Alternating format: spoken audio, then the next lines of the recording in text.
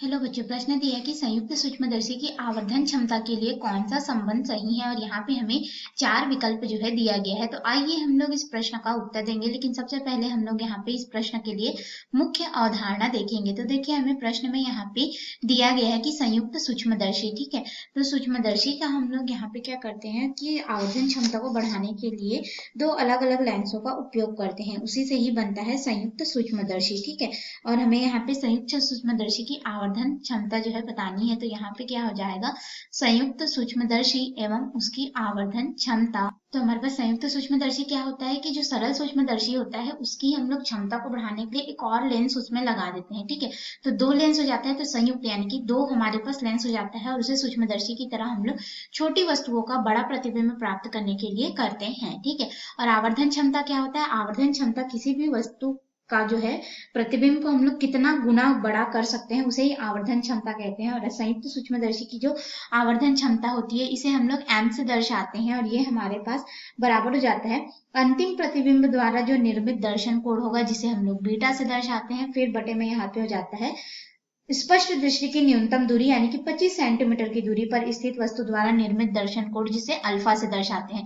और इसी समीकरण को हम लोग एक और रूप में लिख सकते हैं। इसमें दो लेंस होता है, एक हमारे पास अभिदृश्यक लेंस होता है, गुणित यहाँ पे हो जाता है नेत्रिका लेंस। इन दोनों की जो आवर्धन क्षमता होती है इसका गुणनफल, तो इसे समीकरण एक नाम दे देते हैं। अब इसी की सहायता से हम लोग अपने मुख्य प्रश्न में आते हैं और अपने प्रश्न का उत्तर देंगे। तो इस प्रश्न का उत्तर देने के लिए सबसे पहले हम लोग यहाँ पे संयुक्त सूक्ष्मदर्शी की आवर्धन क्षमता और उसके कार्य प्रणाली को थोड़ा समझ लेते हैं। तो देखिए क्या होता है कि संयुक्त सूक्ष्मदर्शी में हम लोग अनंत पर रखी कोई वस्तु जो है, ठीक है, इसका हम लोग जो है आवर्धित प्रतिबिंब देखना चाहते हैं। तो आवर्धित प्रतिबिंब देखने के लिए हमारे पास यहाँ पे दो लेंस हम लोग लगाते हैं। एक हमारे पास अभिदृश्यक लेंस होता है जिसे ओ से दर्शाते हैं, और यहाँ पे नेत्रिका लेंस होता है जिसे ई से दर्शाते हैं। नेत्रिका लेंस जो है अभिदृश्यक लेंस से बड़ा होता है, यानी कि इसकी फोकस दूरी जो है बड़ी होती है।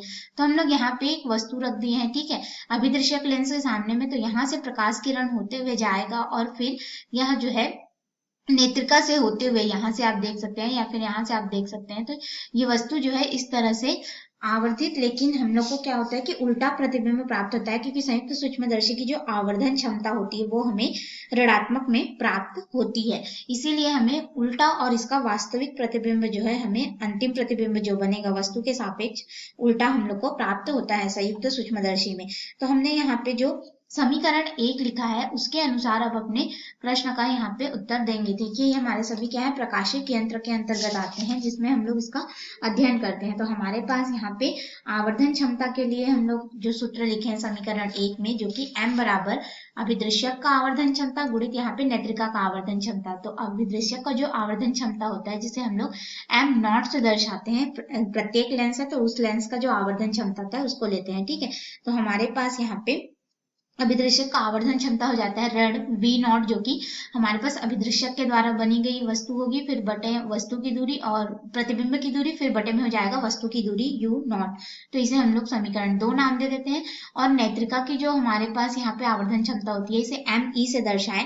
तो नेत्रिका की आवर्धन क्षमता हमारे पास हो जाती है एक धन यहाँ पे हो जाता है कैपिटल डी स्पष्ट दृष्टि की न्यूनतम दूरी को दर्शाता है, बटे एफ ई जो है नेत्रिका की फोकस दूरी को दर्शाता है। तो इसे हम लोग समीकरण तीन ले लेते हैं। अब समीकरण एक, दो व तीन की सहायता से अपने प्रश्न को आगे हल करेंगे। तो हमारे पास यहाँ पे संयुक्त सूक्ष्मदर्शी की आवर्धन क्षमता m बराबर हो जाएगा ऋण v नॉट बटे यहाँ पे हो जाएगा u नॉट, फिर यहाँ पे गुणित हो जाएगा एक धन d बटे एफ ई के रूप में हमें मिलेगा, और d का जो मान होता है वो 25 सेंटीमीटर होता है। अब देखिए, इस चित्र में अगर हम लोग देखें या फिर हम यह कहें कि जो अनंत पे रखी वस्तु है, ठीक है, उसका हम लोग आवर्धन करेंगे तो अभिदृश्यक और नेत्रिका की फोकस दूरियों पर यह निर्भर करेगा संयुक्त सूक्ष्मदर्शी की आवर्धन क्षमता। तो ऐसा सोचा जा सकता है कि जो फोकस दूरियां हैं लेंसों का उपयोग करके हम लोग अपनी इच्छा अनुसार आवर्धन प्राप्त कर सकते हैं, लेकिन व्यवहार में यानी कि जो हम लोग प्रैक्टिकल में ऐसा करेंगे तो यह संभव नहीं है, क्योंकि जो हमें प्रतिबिंब मिलेगा वह स्पष्ट नहीं होगा, धुंधला होगा, ठीक है। तो हम लोग लेंस की फोकस दूरी को एक निश्चित दूरी तक ही बढ़ा सकते हैं। तो हम लोग क्या करते हैं कि वस्तु का जो अभिदृश्यक के पास किंतु फोकस के बराबर रखा जाता है, अर्थात हमारे पास यहाँ पे अगर हम लोग देखें तो हमें जो वस्तु होगी U नॉट यानी कि अभिदृश्यक इसके फोकस के पास रखते हैं लगभग के रूप में F नॉट के बराबर, ठीक है।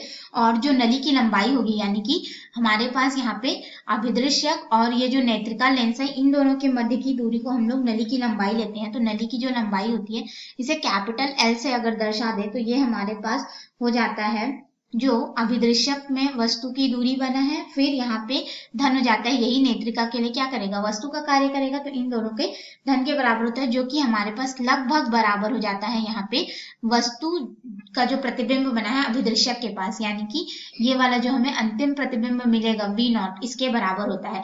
तो इन दोनों मानों को हम लोग इसे समीकरण 4 नाम दे देते हैं। समीकरण 4 में U नॉट और ये वाले मान को अगर रख देंगे तो हमें जो नया आवर्धन का समीकरण मिलेगा वो हो जाएगा आवर्धन m बराबर यहाँ पे V नॉट की जगह में हम लोग मान रख देंगे, हमारे पास हो जाएगा ऋण L बटे F नॉट, फिर गुणित हो जाएगा हमारे पास एक धन कैपिटल D बटे F E, जहाँ पे F E नेत्रिका की फोकस दूरी, F O हमारे पास अभिदृश्यक की फोकस दूरी और L जो है हम लोग को दर्शा रहा है यहाँ पे नेत्रिका और अभिदृश्यक के बीच की दूरी यानी कि नली की लंबाई।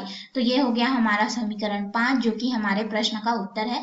अब इसके अनुसार अपने विकल्प में आएंगे तो हमारे विकल्प में हमें यहाँ पे ए विकल्प दिया गया है, आवर्धन m बराबर ऋण L बटे F नॉट गुणित एक धन D बटे F E, यानी कि हमारा ए विकल्प सही होगा।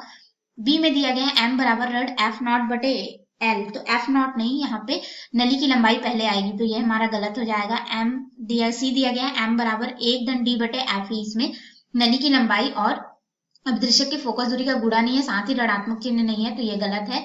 डी दिया गया है आवर्धन m बराबर एक ऋण D बटे F E, तो ये भी हमारा गलत है, यानी कि जो सही विकल्प होगा हमारे इस प्रश्न के लिए वह ए विकल्प होगा। आशा है आपको यह उत्तर समझ में आया हो।